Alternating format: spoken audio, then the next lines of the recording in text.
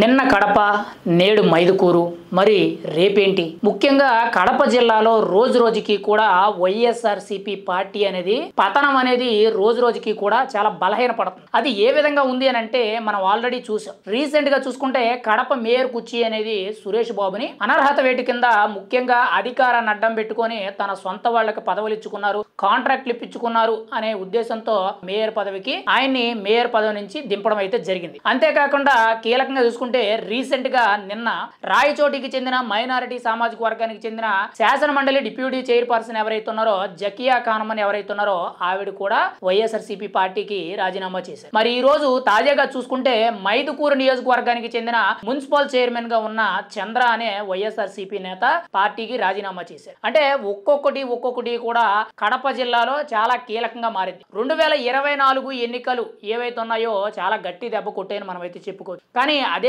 కడప జిల్లాలో గతంలో వైఎస్ రాజశేఖర రెడ్డి గారి హవా అనేది చాలా గట్టిగా నడిచింది. ఆ తర్వాత తన తనయుడైన మాజీ ముఖ్యమంత్రి వైఎస్ జగన్మోహన్ రెడ్డి గారి హవా కూడా చాలా ఏళ్లు కూడా కడప జిల్లా కానీ రాయలసీమ ప్రాంతం అంతా కూడా గట్టి పట్టుండే విధంగా చేసింది. కానీ 2024 ఎన్నికల్లో కడప జిల్లాలో 10 స్థానాలుంటే 7 స్థానాలు కూటమి ప్రభుత్వం గెలవడంతో ఒక్కసారిగా వైఎస్ఆర్సీపీ పార్టీ అనేది కుదేలు పడ్డది. ముఖ్యంగా కడప నియోజకవర్గం ఏదైతే ఉందో అది టీడీపీ గెలుచుకోవడం, అక్కడ ఎమ్మెల్యేగా మాధవిరెడ్డి గారు చాలా బలంగా పట్టు బిగెత్తడం, ఆ తర్వాత కడప మేయర్ కుర్చీ మీద కూటమి చాలా బలంగా నిలబడడం అయితే జరిగింది. అయితే తాజాగా చూసుకుంటే కడప మేయర్ కుర్చీ సురేష్ బాబు ఎవరైతే ఉన్నారో ఆయన అనర్హత వేటు కింద ఆయన్ని ఆ మేయర్ కుర్చీ నుంచి దింపడం జరిగింది. శాసన మండలి డిప్యూటీ చైర్పర్సన్ ఎవరైతే ఉన్నారో ఆవిడ కూడా వైఎస్ఆర్సీపీ పార్టీకి రాజీనామా చేశారు. నేడు కీలకంగా చూసుకుంటే మైదుకూరు నియోజకవర్గానికి చెందిన చంద్ర అనే వైఎస్ఆర్సీపీ నేత కూడా రాజీనామా చేశారు. అంటే ఒక్కొక్కటి కూడా రాజీనామాల పర్వం ఉంది. పైగా మిగిలిన 3 స్థానాలు ఏవైతే వైఎస్ఆర్సీపీ గెలిచిందో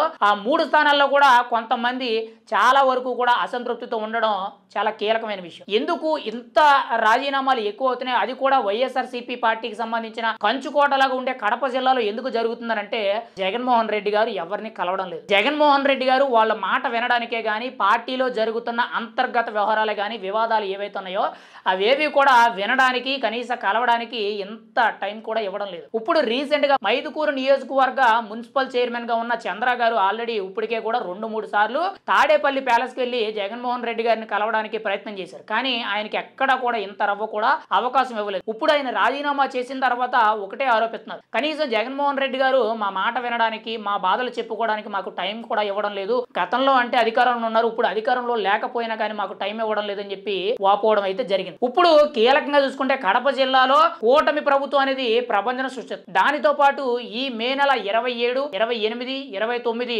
తారీఖుల్లో మహానాడు కార్యక్రమం అనేది చాలా గ్రాండ్ గా 3 రోజులు జరపబోతున్నారు. మరి ఈ 3 రోజుల్లో కూడా కీలకంగా చూసుకుంటే కడప జిల్లాలో వైఎస్ఆర్సీపీ పార్టీకి చాలా గట్టి సవాల్ విసరడానికి ఎదురు చూస్తుంది. అంతేకాకుండా కడప జిల్లా నుంచే గానీ రాయలసీమ ప్రాంతాల నుంచి మహానాడులో చేరికలు అనేవి చాలా బీభత్సంగా ఉంటాయి అనే ఒక ఆరోపణ అయితే వస్తుంది. ఎందుకనంటే ముఖ్యంగా గ్రామ స్థాయి, మండల స్థాయి, నియోజకవర్గ స్థాయి అండ్ మున్సిపాలిటీ స్థాయిలో ఉన్న నేతలు ఎవరైతే ఉన్నారో వైఎస్ఆర్సీపీ నుంచి టీడీపీలోకి రావడానికి చాలా మంది కూడా ముఖ్యంగా ఇంట్రెస్ట్ చూపిస్తున్నట్టు, చాలా మంది కూడా చర్చలు సంప్రదింపులు జరుపుతున్నట్టు కొంత సమాచారం అయితే తెలుస్తుంది. మరి మరికొద్ది రోజుల్లో జరగబోయే మహానాడు కార్యక్రమంలో వైఎస్ఆర్సీపీ పార్టీకి ఇంకా ఎంత గట్టి దెబ్బ తగులుతుంది అనేది మనం చూడాలి. ఎందుకంటే ఇప్పటికే కూడా వరుసగా కడప జిల్లా నుంచి 3 నేతలు రాజీనామాలు చేసేసి బయటకు వచ్చేసారు. మరి మిగిలిన నేతలు కూడా చాలా మంది కూడా అసంతృప్తితో ఉండడం, ఇంకా కొంతమంది భయపడ్డం, ముఖ్యంగా కడప జిల్లాలో వన్ సైడ్ గా రెడ్డి సామాజిక వర్గానికి చెందిన కొద్ది మంది నేతల ప్రోద్బలం ఏదైతే ఉందో వాళ్ళకి సంబంధించిన కొంత రాజకీయం అనేది